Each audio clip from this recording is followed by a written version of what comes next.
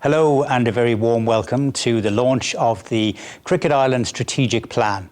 It's taking place in virtual fashion and I'm delighted to be joined by the CEO of Cricket Ireland, Warren Deutrom, who will take us through some of the highlights and the high points of the plan. Warren, you're very welcome to your own launch. Thank you very much. Tell me, the creation of a Cricket Island has a beautiful ring to it. That's the title of the strategic plan. Talk us through some of those highlights as you see it from the position of being author of it. First of all, thank you for acknowledging the quality of the title. I can take no credit for it whatsoever. That's Craig Easdown, our media and marketing manager. I think the best ideas are often the simplest, and I think the concept of a Cricket Island is a very strong one.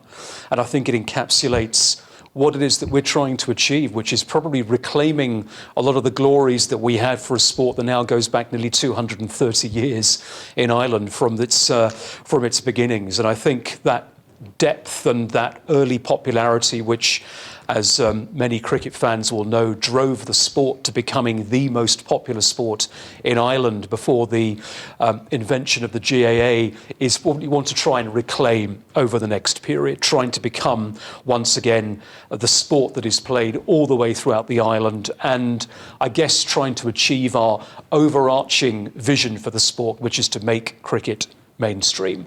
And if I'm going to try and capture the essence of what we're trying to achieve in one word, it's probably strengthening. Strengthening the foundations of the sport, particularly at club and at grassroots level, but also, I believe, strengthening in relation to women's and girls' sport. And probably the third element is strengthening ourselves as an organisation, as relatively newly minted full members of the International Cricket Council, trying to embed the structures, the systems and the processes to be a proper transitioned full member. It is an ambitious plan, and we'll come through some of the specifics in that in a few moments. But it's also quite a short one. We're normally used to seeing a strategic plan which might run to 5 years or in extreme circumstances to 10 years. This one just brings us through to the end of 2023. What's the purpose behind that? It's really a pragmatic decision, which is we're trying to align ourselves with the International Cricket Council's own funding cycle, which began in 2015, finishes in 2023. The new one is then going to be a 7-year cycle, 2024 to 31. So we're effectively looking at this plan, the Cricket Island, or creating a Cricket Island, as being the first stage of a 2-stage vision. The first is the 3 years, and then the next stage is the 7-year, 24 to 31. That 10-year period, 21 to 31, effectively being served to try and create making cricket mainstream. That's what we're trying to achieve. It's exciting to be able to look towards that potentially additional funding, which will come through from the ICC as well, because any plan needs not only thought and imagination, but it also needs the investment on it. Looking at some of the specifics, and let's kick off on the playing side of the house. The Ireland men's team was the first Irish international team to be back in action last year in the midst of COVID. A fabulous victory, it must be said, over England in Southampton. But how challenging has it been to plan for the future on the field of play when there has been so little activity on the field of play? In short, very difficult. We spend more of our time planning for things which unfortunately don't take place than we have planning for things which have taken place. However, that's kind of what we do, right? We're meant to be organising cricket matches, whether at home and abroad. So it is our purpose. And there's no point saying, well, let's not bother, either because it might not happen or because it's going to become too expensive. It's our purpose to put on matches at all levels. We have our provincial unions that work with our clubs. Cricket Ireland puts on the interprovincial competition, and also we put on our international competitions.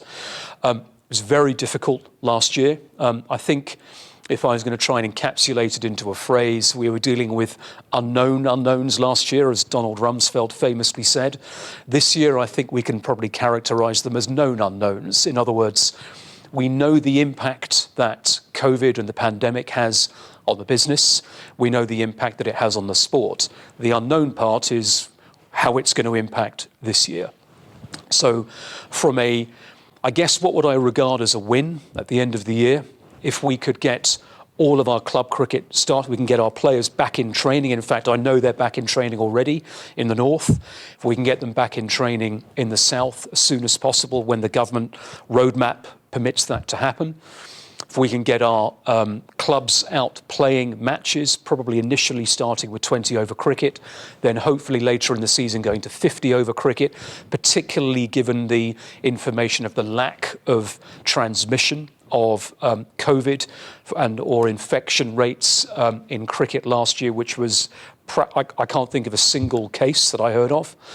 That was also the case at our domestic professional level, which is the Interpros and the Women's Super Series. And then, of course, the final cherry on the cake would be ensuring that we can run our international program this year as well.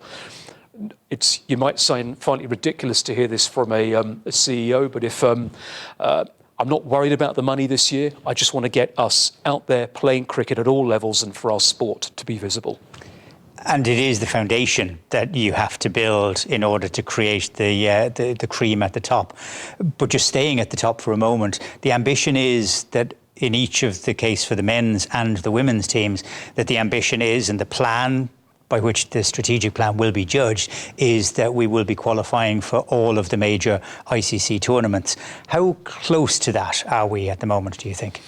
Well, we would have to believe that we have an excellent chance in all of those. And it's a chance that not just we create ourselves by ensuring that we have high-performing teams and qualifying for World Cups, but it's also through the advocacy that we do as a sport.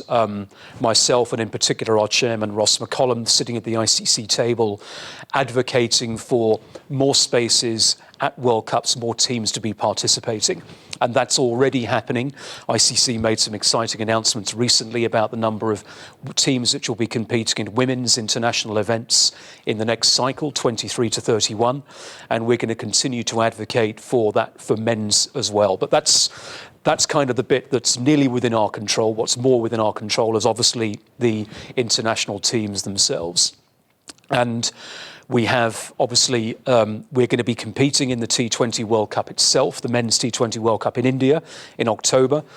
We then have the same event, which is going to be taking place in Australia in October 22. And then we have the men's 50 over World Cup, which will probably be around the same time, October, November in 2023. So we've got three really huge opportunities to give ourselves visibility as a sport, and we know that our success has been very much built upon that team performing on the world stage. I also want to talk about the women. We're qualifying for the Women's World Cup. It's currently an 8-team event.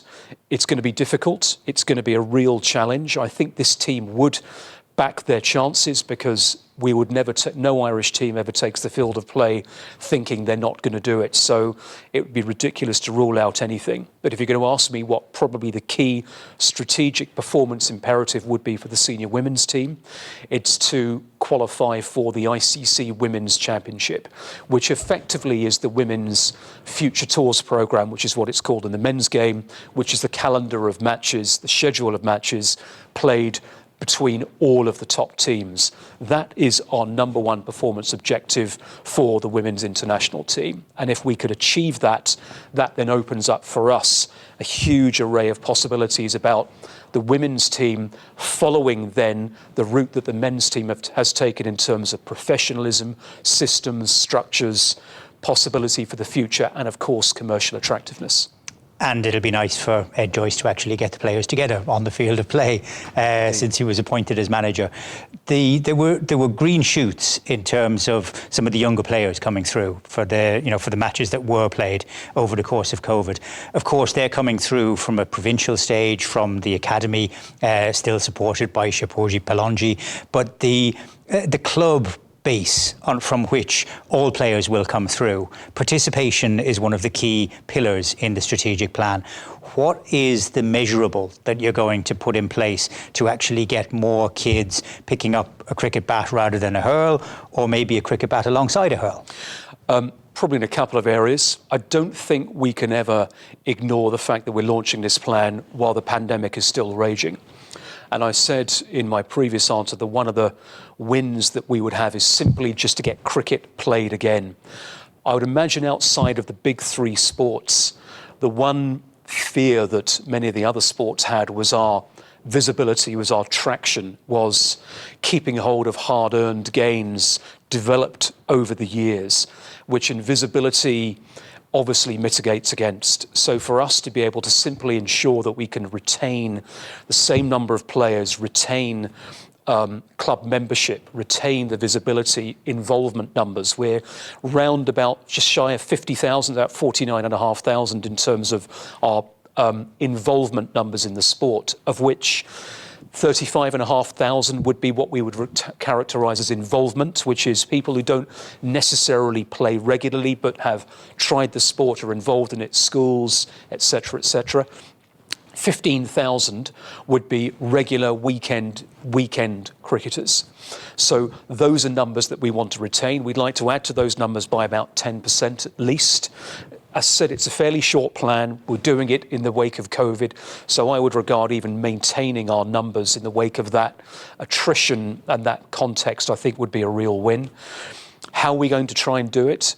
We're going to be launching 2 or 3 fairly exciting mass participation plans in the coming 2 to 3 weeks. I'm not going to give them away here. We'll give them the due prominence. One of them is going to be very much specifically focused on girls at the 9 to 13 age range. We're also going to be focusing on schools as well. So those are 2 clear elements. And I think the third one I want to draw attention to is our continued support and investment in the provincial unions. We embarked upon this process back in 2013, really upon the launch of the interprovincial structure, that it really shone a light on our need to be able to support and provide increased capacity to the provincial unions to be able to provide additional support to the club game. How do we do that? We put in place funding for staff, for offices, and for programmes, notwithstanding, of course, us pretty much carrying the majority of the cost for the Interpro structure itself. So we're kind of invisible in this. What do you do for the clubs? Well, what we're doing is we believe in good administration, we believe in good governance as a means to properly support the sport.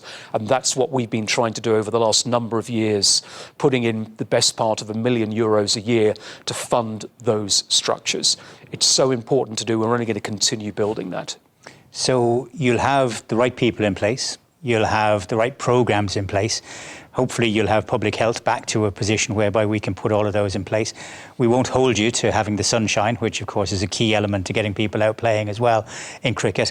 The last element of that, and the 4th pillar within the strategic plan, is on the places to play.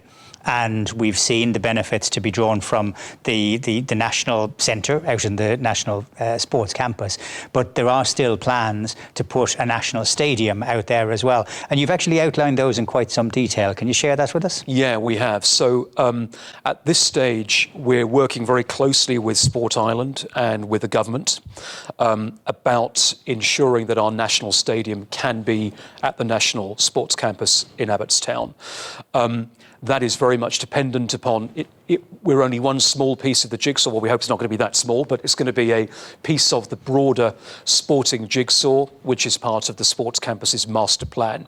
That master plan needs to be approved by the government, and we understand that is actually happening now. So I don't mean today, but it's within the ambit of being approved. So that's going to be a very, very key piece of infrastructure for us. The other thing that we can do is to provide supports for clubs and for unions to be able to understand how best to access government funding, whether it be the sports capital grants, the equivalent grants in Northern Ireland as well, by working closely with our unions and with our clubs. So it's not going to be Cricket Ireland necessarily sticking hundreds of thousands and millions in to say, here's some funding to support bricks and mortar, but I shouldn't ignore the fact as well, we launched our club fund back in 2017 or 2018. What we've done is a more pragmatic approach in the last in 2020, which we're likely to repeat in 21, which is how can we best assist clubs to get restarted again? So particularly in the wake of the pandemic, what we're doing is providing funding for PPE and funding for signage to assist clubs simply to be able to restart again, to make it easier for them to do so. There's one piece of the jigsaw I also want to mention as well, which is about marketing, which is particularly in relation to the women's and girls game. We launched our webinar about On the Front Foot, which is about leadership in women's sport, trying to provide the heroes that we know in the cricket game and also in other sports to talk about how they became successful in their own field, and hopefully to inspire girls and women to involve themselves in the sport. But it's not just about participation and performance. It's about governance. It's about administration. It's also about marketing. So we're going to make sure this year, if in the past we've only live streamed 10 to 15 matches, maybe at international level, we're going to try now and escalate that or expand that rather, to make sure we can have as many as 40 and 50 matches live streamed this year. So it's about making sure if she can see it, she can be it. We can make sure that we're going to try and make it as visible as we can. That's great. It's the role of any national governing body to govern, to organise, but also to inspire. And the plan, which now is available, is certainly capable of doing that. Thank you to all of you who have joined us today. You can download the full copy of the strategic plan on the Cricket Ireland website. For the moment, though, Warren Deutrom, thank you very much for your time. Thank you, Rob.